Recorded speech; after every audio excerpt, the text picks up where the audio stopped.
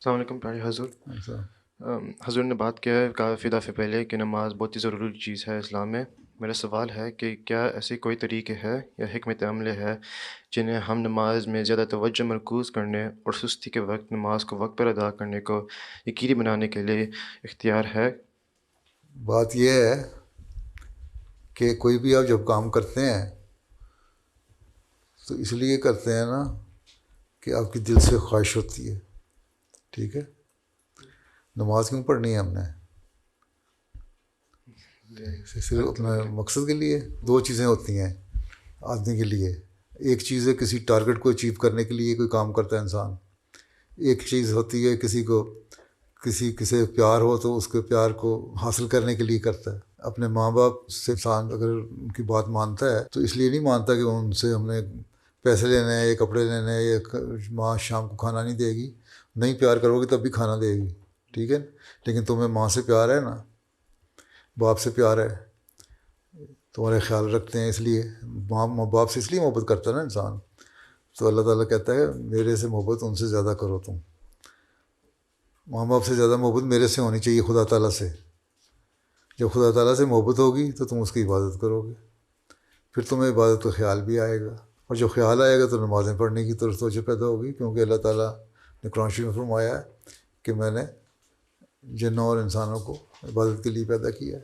عبادت سے اللہ میاں کہتا ہے مجھے کوئی فائدہ نہیں ہے، تمہیں فائدہ ہے. یہ نہیں ہے کہ میں کوئی بینیفٹ حاصل کر رہا ہوں. اللہ تعالیٰ کہتا ہے اس کا بینیفٹ بھی تمہیں جاتا ہے. ٹھیک ہے، کہ تمہیں پھر اللہ تعالیٰ ریوارڈ دے گا اور تمہاری تھوڑی سی ایفرٹ کو زیادہ اچھے بہتر رزلٹ کر کے دکھائے گا، اور اگلے جان کا ریوارڈ اس کے علاوہ.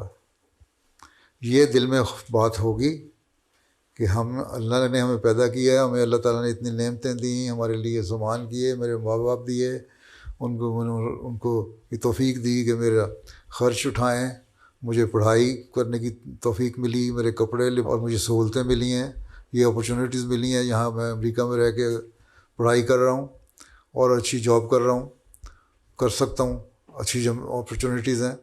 تو پھر میں اللہ کا شکر ادا کروں. اللہ تعالیٰ کہتا ہے میرا شکر ادا کرو گے میں تمہارے اور بڑھاؤں گا نعمتوں کو.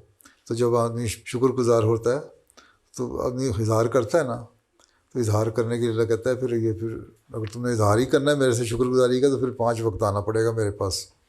آ جاؤ میرے پاس 5 وقت، میں تمہیں اور بڑھاؤں گا شکر گزاری میں، اور تمہارے انعامات بڑھاتا رہوں گا.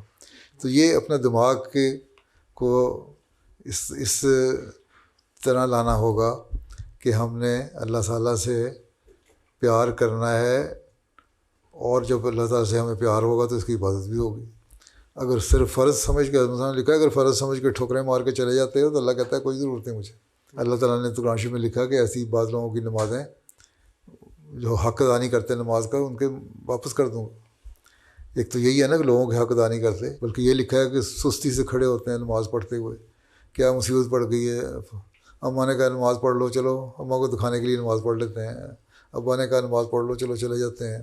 یا خدا علیہ نے کہا آج میٹنگ ہے تم نے وہاں آنا ہے تو اس بہانے چلیں گے، مغرب کی نماز پڑھ لیں گے، عشاء کی پڑھ لیں گے، یا جمعہ پڑھنا مجبوری ہے. نو، دل میں محبت پیدا کرو پہلے اللہ تعالیٰ کی، پھر نماز پڑھنے کا مزہ آئے گا. ٹھیک ہے، اور اللہ کہتا ہے اپنے ماں باپ سے زیادہ محبت میرے لیے پیدا کرو.